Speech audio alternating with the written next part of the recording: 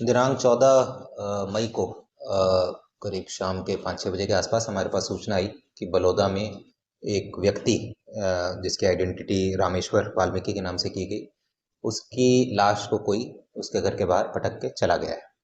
इस सूचना पर हमने तुरंत एफआईआर दर्ज किया और घटना की गंभीरता को देखते हुए 3 स्पेशल टीमों का गठन किया गया।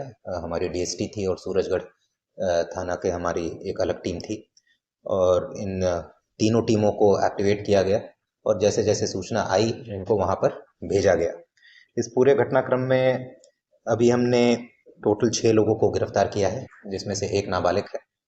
और ये जो पूरा घटनाक्रम हुआ, इसमें ये बात अभी सामने आई है कि 2 आरोपी, एक नाबालिग और एक चिंटू मेघवाल नामक जो आरोपी है, इन दोनों ने अपनी बाइक पर 2 व्यक्ति, एक जो मृतक है रामेश्वर वाल्मीकि और इसके साथ एक इसका जान पहचान का आदमी था जेठू राम करके, इन दोनों को अपनी बाइक पर बैठाया।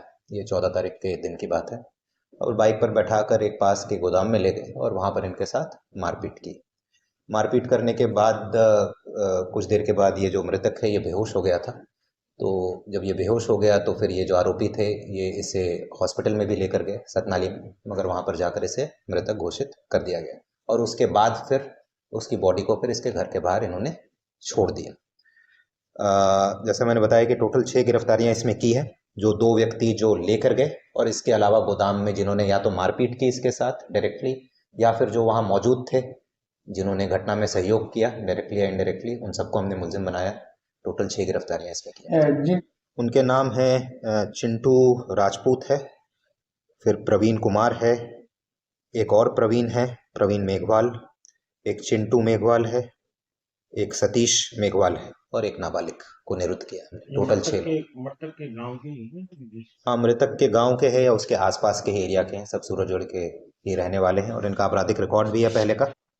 इसमें से प्रवीण कुमार के 4 मुकदमे हैं और जो दीपेंद्र या चिंटू राजपूत जो है उसके 9 मुकदमे हैं और ये थाने का एचएस भी है।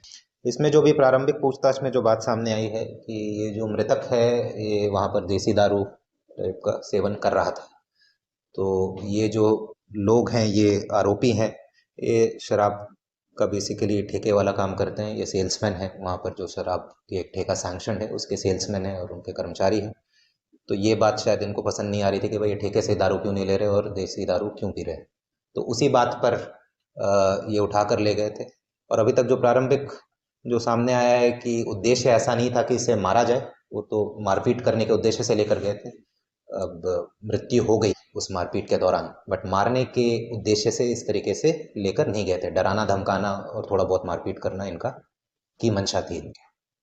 बिल्कुल, उससे भी हमने पूछताछ किया, उसको भी हम अभी पूछताछ कर रहे हैं। अभी तक उसका कोई रोल इसमें सामने नहीं आया है या उसके नॉलेज में ये सब अभी तक सामने नहीं आया है, बट उसकी भी भूमिका के बारे में हम पूरा जांच करेंगे। अगर कोई भी अगर संदिग्ध भूमिका आएगी तो उसमें भी विधि सम्मत कार्रवाई सुनिश्चित की जाएगी। गैंग के नहीं है, जैसा मैंने बताया, ये सब ठेके में काम करते हैं, सब कर्मचारी हैं, कोई सेल्समैन है, कोई गैंग से नहीं जुड़े हैं। कुछ कुछ रिकॉर्ड है पर वो लड़ाई झगड़ा और ये सब का है जिनका रिकॉर्ड है, कोई ऐसे गैंग से कोई नहीं जुड़ा है।